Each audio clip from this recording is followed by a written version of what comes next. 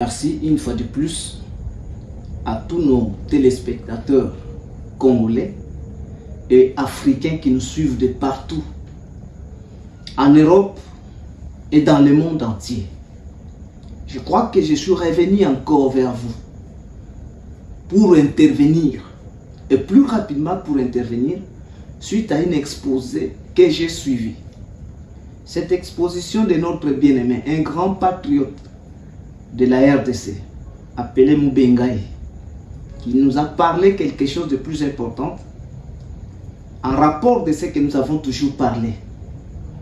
C'est pourquoi je voudrais que nous puissions d'abord suivre la vidéo et j'y reviendrai pour vous parler ce qui est important de ça. Merci beaucoup. Suivons la vidéo. L'accord de paix entre la République démocratique du Congo et le Rwanda devait être présenté le 2 mai à Washington. Il est toujours en discussion. Qu'en est-il? Y a-t-il des blocages? Non, il n'y a pas de blocage. Nous avons signé le 25 avril une déclaration de principe et le 2 mai, les deux parties donc étaient appelés à présenter donc leur contribution sur cet avant-projet qui va être maintenant discuté par les experts. Et lors de la troisième semaine du mois de mai, les ministres vont se rencontrer, les ministres des Affaires étrangères vont se rencontrer encore une fois à Washington pour finaliser ce projet d'accord qui sera signé à la Maison-Blanche le mois prochain. Donc fin mai, nous aurons probablement un accord entre le Rwanda et la République démocratique du Congo. C'est notre souhait bien sûr. Mais une négociation est toujours une négociation. Il faut que les deux parties tombent d'accord, mais nous espérons être d'accord sur un projet d'accord qui sera donc soumis au chef d'État.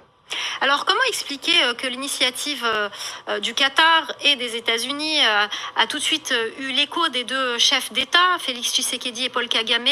Votre président ne s'était pas rendu d'ailleurs à Luanda. Qu'est-ce qui fait la différence avec ces deux processus, celui de Doha et celui de Washington? Le président Kagame ne s'était pas rendu à Luanda parce qu'il n'avait pas d'accord à signer. Il y avait un blocage sur la question de l'AFC M23. Le gouvernement congolais avait catégoriquement refusé de dialoguer avec ce mouvement. Maintenant, il y a eu une évolution de la part de Kinshasa et donc pour parler à Doha ont commencé entre l'AFC M23 et le gouvernement congolais. Et puis il y a aussi un autre volet à Doha, qui est un volet bilatéral entre le Rwanda et la RDC. Et donc tout cela donne un espoir pour une paix définitive dans la région. Donc c'est peut-être l'approche beaucoup plus inclusive, beaucoup plus volontariste qui a amené à ce processus qui nous lie avec les États-Unis, mais aussi Qatar, mais aussi la région, l'EAC et la SADC. Alors justement, les initiatives de paix venant du continent africain ont été peu fructueuses. Le nouvel envoyé spécial de l'Union africaine, le président togolais Faure Gnassingbé, s'était d'ailleurs rendu à Kigali. Quel rôle peut-il jouer aujourd'hui dans ce processus? Est-ce que l'Afrique a toujours sa place? Est-ce que ce rôle joué par le continent africain est toujours présent à côté de celui de Doha et de Washington? Oui, l'Afrique doit jouer un rôle central. Il y a ce processus conjoint de l'EAC et de la SADC et le médiateur président Faure Gnassingbé du Togo qui a été nommé, qui a commencé son travail. Et d'ailleurs, vous aurez remarqué que la semaine passée, il y a eu une réunion consultative élargie à Doha, qui incluait aussi le représentant du Togo. Et donc, nous estimons qu'avec tous ces pays et organisations qui ont joué un rôle dans la médiation et qui seront d'ailleurs invités à Washington, à la Maison-Blanche pour la signature de l'accord, nous allons peut-être nous acheminer vers une paix durable et une paix définitive à l'est de la RDC, pourvu bien sûr qu'il y ait de la volonté politique et de la bonne foi de la part de toutes les parties. Alors les deux processus de Doha et de Washington sont-ils liés? Oui, certainement. Ce sont des processus complémentaires. Il y a Doha et Washington, mais aussi le processus africain de l'EAC et de la SADC. Donc les trois processus seront liés, seront complémentaires. Que toutes les questions seront examinées, surtout les questions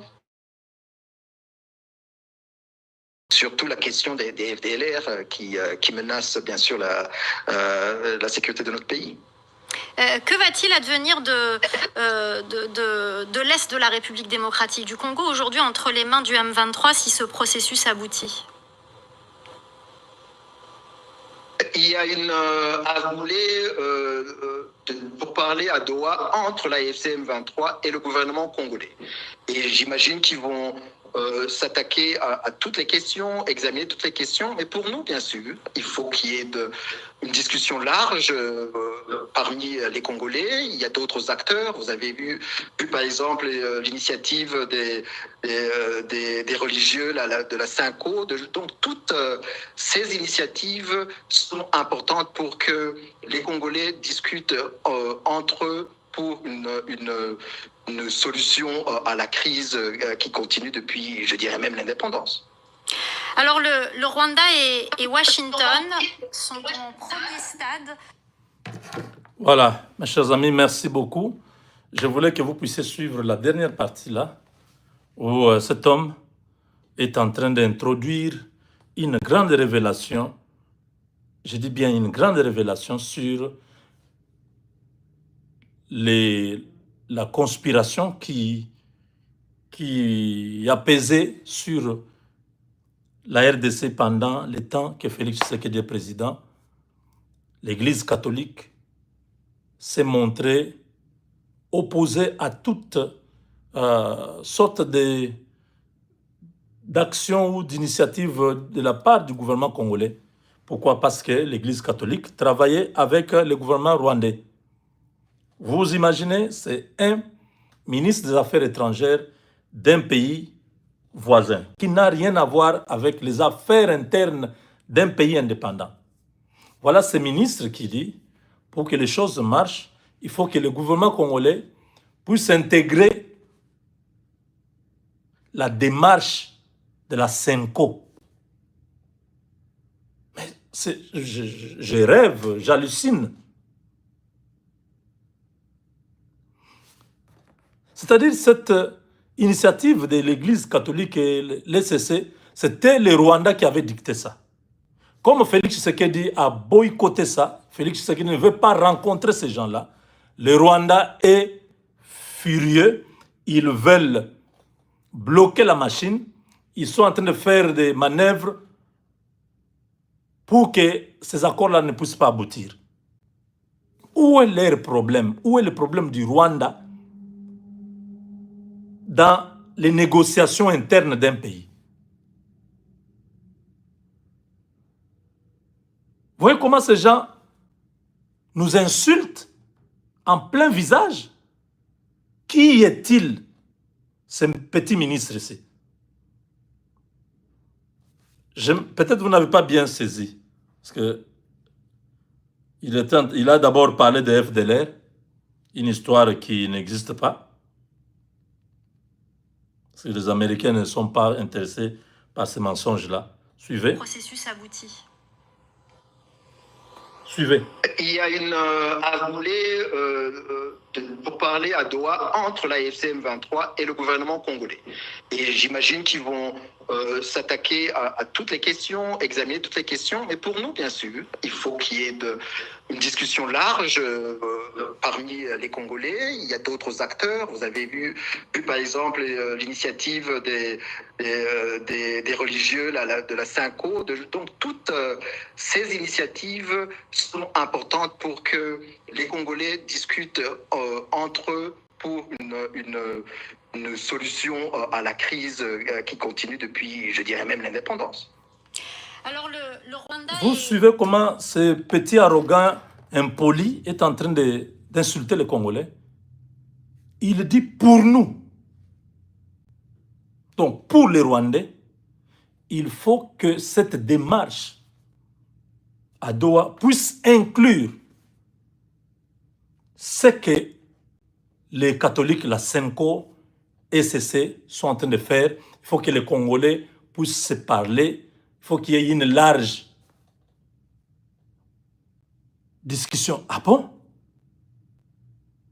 Donc, ce n'est pas seulement que l'évêque là de Lubumbashi, Fulgence Muteba, nous ait dit que le Rwanda a donné les moyens, l'Ouganda et le Kenya, ils leur ont donné les moyens de pouvoir faire le tour du monde. Ils sont partis voir Boulos, ces individus-là, des incultes, des mécréants, bandes de criminels en robe. Ils sont allés voir Boulos à Doha. Le conseiller de Trump a refusé de les recevoir. Il leur a dit, vous n'êtes pas une institution, vous devez aller, si vous avez des réclamations ou quelque chose, allez parler avec le gouvernement de la RDC. Ils sont rentrés la queue entre les pattes, ayant échoué avec la guerre, ayant été bloqués partout. Leur diplomatie est au bout du rouleau. Là, ils cherchent des moyens pour bloquer ce processus, pour dire non, on ne signe pas parce qu'au Congo, on ne tient pas compte de l'Église catholique, de l'Église protestante. Ils ont des revendications, ils ont un accord qu'ils appellent le vivre ensemble, tout ça, une sorte de dialogue pour inclure tout le monde. Il ne faut pas exclure les gens. Donc, ces messieurs nous révèlent, ces messieurs informent au monde que ce que les catholiques font là, c'est nous qui leur avons demandé. Faites ça. On a besoin que vous puissiez tout brouiller. Nous avons financé ça.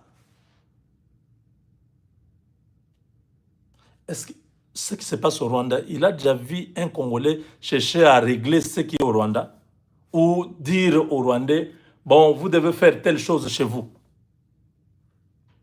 De quel droit ce type ou ces individus ont à pouvoir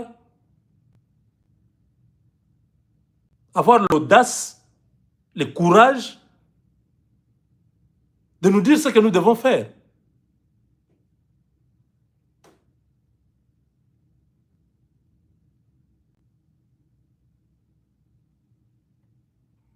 Donc, vous comprenez que ces gens, il faut les prendre au sérieux. Il ne faut pas négliger. Les catholiques, là, il faut les fermer la bouche.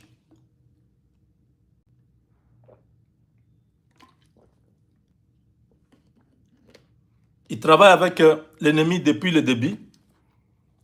C'est aujourd'hui que, malheureusement, un monsieur sans maturité, sans éthique, a fini par lâcher des morceaux et expose maintenant que la démarche des catholiques, aucun Congolais ne doit même entendre parler de ça.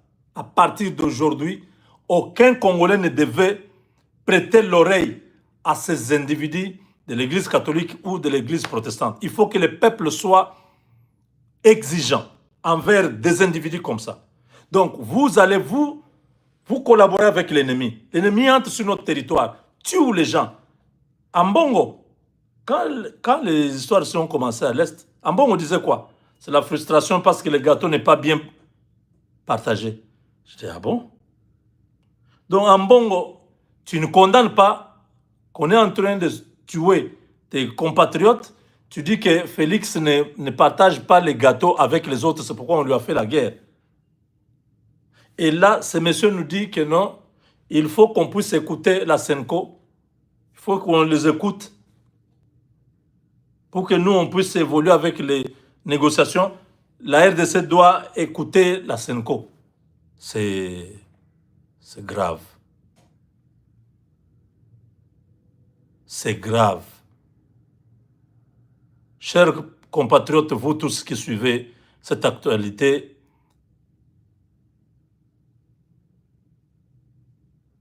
il faut que nous puissions vraiment être très rigoureux envers l'Église catholique et l'Église protestante.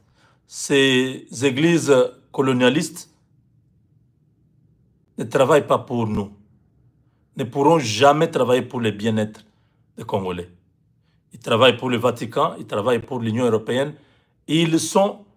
Vous voyez comment ce monsieur est en train de parler maintenant presque chaque jour sur plusieurs chaînes de télévision. Ils sont perdus. Leur diplomatie a montré des limites. Ils ne savent pas comment s'en sortir. Il faut maintenant chercher de midi à 14h, il faut chercher les raisons qui peuvent empêcher qu'ils ne puissent pas aller signer cet accord. Mais c'est déjà fini. Vous avez suivi Trump, non?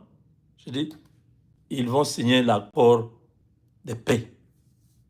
Nous avons déjà fait beaucoup pour la RDC et le Rwanda. Bientôt, ils vont signer l'accord de paix. Washington attend ces jours-là. C'est déjà... Les drafts ont été déjà déposés. Ndungir est en train de faire semblant comme s'il n'y a rien qui est fait. Non, ils ont amené leurs propositions. La RDC a aussi fait la même chose. Les Américains sont en train d'analyser avant de fixer la date pour que tout le monde se retrouve la semaine prochaine. Kai Kwamba et ces messieurs qui parlent là, ils vont se retrouver à Washington pour conclure les discussions et maintenant pour que les chefs d'État viennent terminer cette histoire. C'est déjà fini, c'est déjà tard. Il n'y a aucune manœuvre du Rwanda qui pourra empêcher la signature de cet accord. Parce que Trump est très regardant, il est très déterminé sur ce point-là.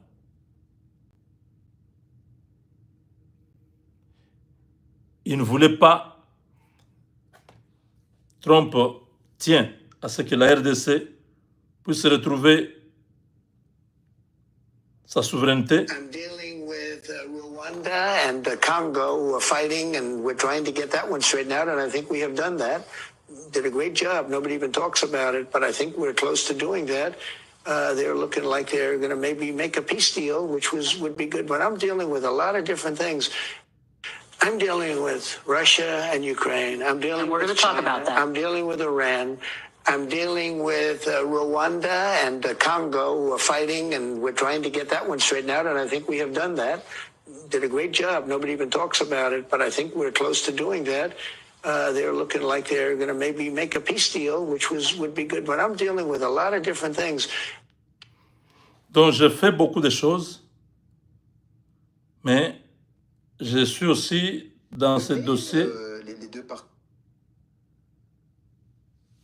Je suis aussi avec les dossiers de la RDC et le Rwanda. On a déjà fait beaucoup et bientôt, ils vont signer un accord de paix.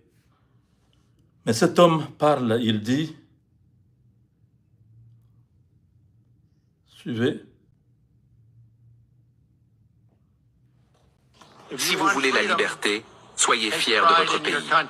Si vous voulez la démocratie, préservez votre souveraineté.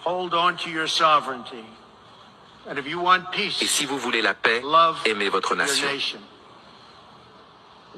Les dirigeants sages placent toujours le bien de leur peuple et de leur pays en priorité. L'avenir n'appartient pas aux mondialistes. L'avenir appartient aux patriotes.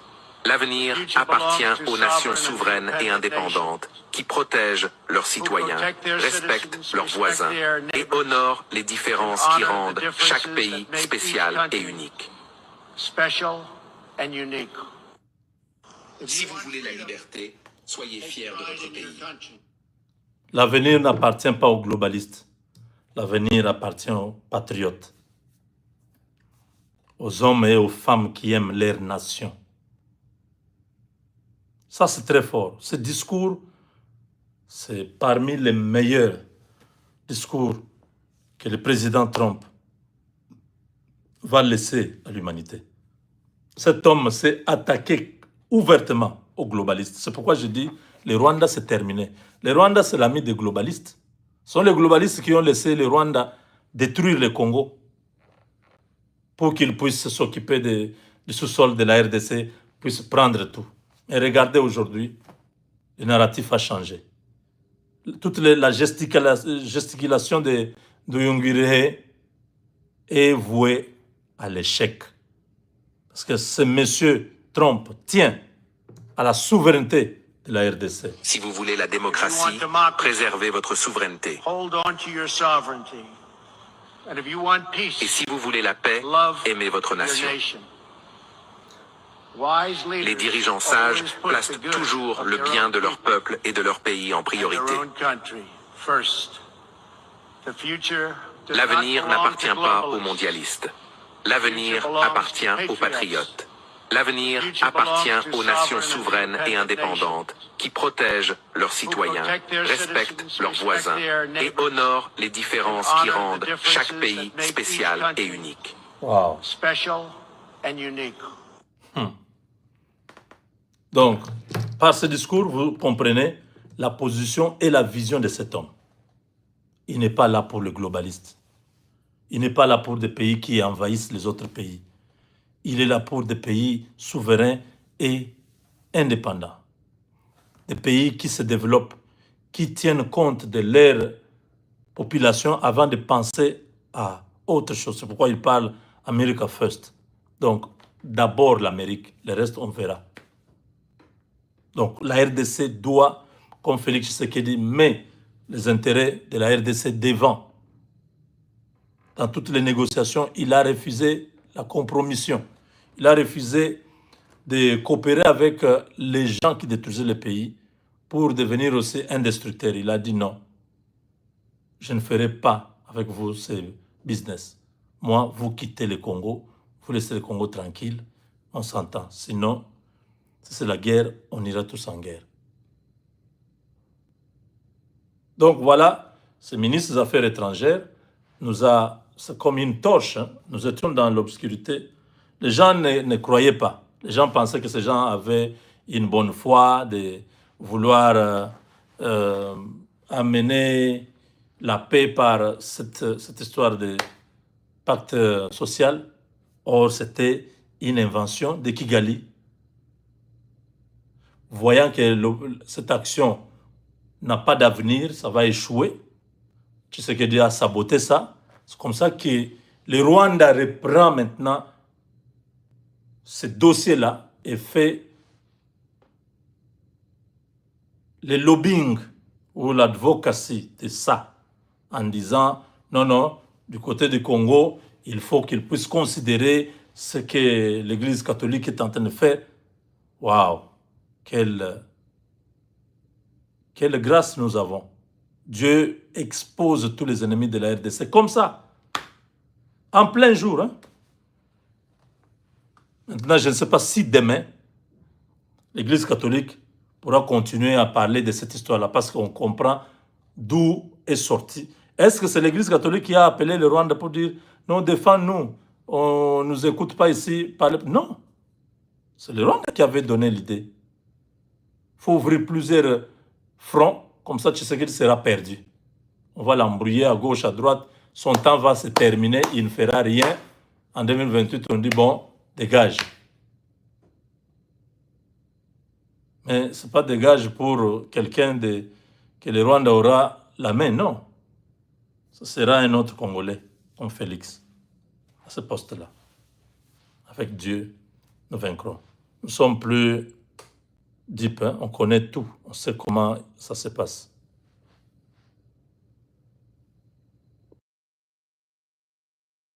Une fois de plus, parce que vous avez suivi l'intervention de notre bien-aimé Mubengai. Je crois que vous avez compris quelque chose en rapport de ce qu'on nous a toujours parlé. Chers bien-aimés, je vous ai dit de vous méfier de l'Église catholique et protestante. Pourquoi l'Église protestante? Parce que je vous ai toujours dit que ce sont des missionnaires. Ils ne sont pas des pasteurs, ces gens. Ils ne sont pas venus prêcher l'Évangile. Retournons dans ce que le roi Léopold a dit. Il leur a dit que vous allez non pas pour prêcher l'Évangile, mais vous n'avez pas voulu comprendre. On voit des Congolais adhérer encore dans ces églises. Et ce sont ces églises aujourd'hui qui ont fait exister les groupes de prière, qui troublent les pays dans la totalité. Nous sommes à une période de la guerre. Pendant que Goma, avant que Goma ne puisse tomber, il y a eu affrontement entre les Congolais et les Rwandais. Mais Talabatu, ils ont même la capacité de pouvoir traverser là où même les réfugiés congolais, les réfugiés rwandais n'avaient pas la capacité de pouvoir entrer na Rwanda. Bango bazokota na Rwanda. Et qui c'est 5 ans. Et plus précisément en Bongo. Na ba équipe na union surtout na batwa na ekiri union surtout na bakoti. Il faut se poser des questions. Par quelle porte sont entrés? Qui les a mandatés? Est-ce que les Congolais les ont mandatés? Et retournons. Selon l'évangile, je vous ai toujours dit que les Occidentaux, pour assujettir la RDC, babunda pour assujettir à travers les Tutsis rwandais. Et encore, avec nos bien-aimés qui sont avec nous, qui ne sont même pas Congolais. La plupart de ces gens-là qui tourmentent aujourd'hui la RDC ne sont pas des Congolais. Ils se sont fait des Congolais infiltrés, mais ne sont pas tous Congolais. Aujourd'hui, merci une fois de plus, parce que à travers l'intervention de notre bien-aimé, vous avez compris quelque chose en rapport de l'évangile que nous avions prêché. Et nous serons toujours là, nous resterons auprès de vous pour vous réveiller. Parce qu'un peuple sans l'histoire, un peuple sans l'unité, ils ne peuvent jamais se révolutionner. C'est dans l'unité et l'histoire du peuple qui fait révolutionner ce peuple. Mais retournons selon nos bien-aimés. Les Occidentaux, depuis Babanda Nabango, choisissant un seul peuple pour nous faire souffrir. Gloire soit rendue au Seigneur aujourd'hui. Parce que les États-Unis est de notre côté. Et si les États-Unis sont de notre côté, même Israël sera de notre côté pour nous soutenir. C'est notre temps. Parce que c'est maintenant et non plus un autre jour. C'est maintenant notre temps. Argile, n'affaire et c'est séparé. Profitez-en. Que le Dieu de toute grâce vous bénisse. Merci plus.